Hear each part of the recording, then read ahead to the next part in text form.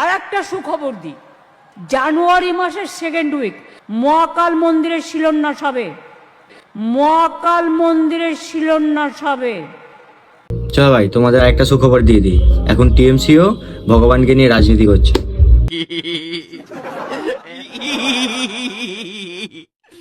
সামলাচ্ছি তো সামলাচ্ছি তো। তো ভাই এমন সামলাচ্ছে, বাড়ির কাকিমাগুলোকে রাস্তায় নামিয়ে মিছিল করাচ্ছে। 5 বছর ধরে 100 দিনের টাকা পাই না, গ্রামীণ রাস্তার টাকা পাই না, আবাস যোজনার টাকা পাই না, সর্বশিক্ষা মিশনের টাকা পাই না, জলের স্বপ্নের টাকাও বন্ধ। তার সত্ত্বেও সামলে তো যাচ্ছি। সুতরাং মানুষের ভালোবাসা থাকলে সবটাই হয়। মানুষের ভালোবাসা থাকলে সবটাই হয়। যদি মানুষের ভালোবাসাই থাকে, তাহলে মানুষগুলোকে রাস্তায় কেন নামাচ্ছেন? যান না, কোর্টে নিয়ে যান না 100 দিনের টাকা চাওয়ার জন্য।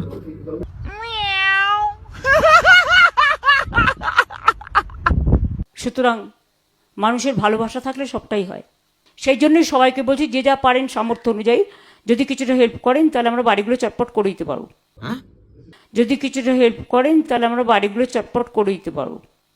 তো মানুষরা একটু সাহায্য করে দিন, কারণ এই কথাতে তো বুঝতেই পাচ্ছেন আমাদের ওয়েস্ট বেঙ্গল এখন ভিখারি হয়ে গেছে। জমি কিন্তু আমি দেখে নিয়েছি, রেডি করে দিয়েছি।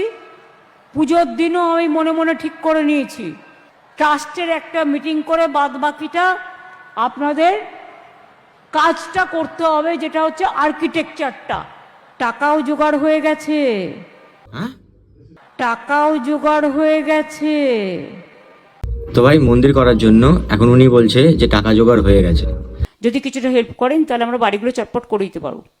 আবার এদিকে মানুষের বাড়ি করে দেওয়ার জন্য মানুষের থেকেই টাকা চাইছে। আমি বাজে কথা কম বলি। लेकिन आपको अगर मंदिर मस्जिद का ही राजनीति करना है तो आप और बीजेपी में फर्क क्या है?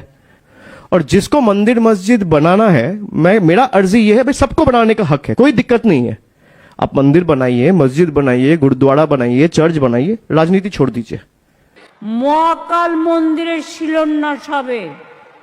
তাহলে এবার দিদিকেও হয়তো মন্দিরে গিয়ে পুজো করতে হবে, রাজনীতি ছেড়ে দিয়ে। কারণ ভাইপো তো বলেছেন, যারা মন্দিরে পুজো করবে তারা পার্টিতে যাতে না থাকে, তারা মন্দিরই করুক। তাহলে এখানে হয়তো ওনাকেও এখন চলে যেতে হবে। আর একটা কথা, ইতিহাসে প্রথমবার আমাদের দীঘাতে পুরীর মন্দির হয়েছে। আর এটাও ইতিহাসে প্রথমবার যে কোনো সরকারের টাকায় কোনো মন্দির ঘটনা হয়েছে।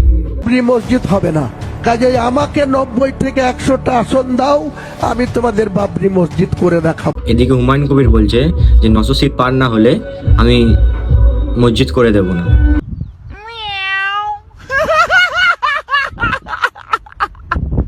বাংলা ধর্মের ভিত্তিতে ভোট করবে না। বিজেপি চেষ্টা করেও পারেনি, আব্বাস সিদ্দিকিও পারেনি, এরাও পারবে না। বাংলা ধর্মের ভিত্তিতে ভোট দেবেন না, কিন্তু এদিকে মমতা ব্যানার্জি পুরীতে জগন্নাথ মন্দির করে দিল, এদিকে শিবের মন্দির করছে।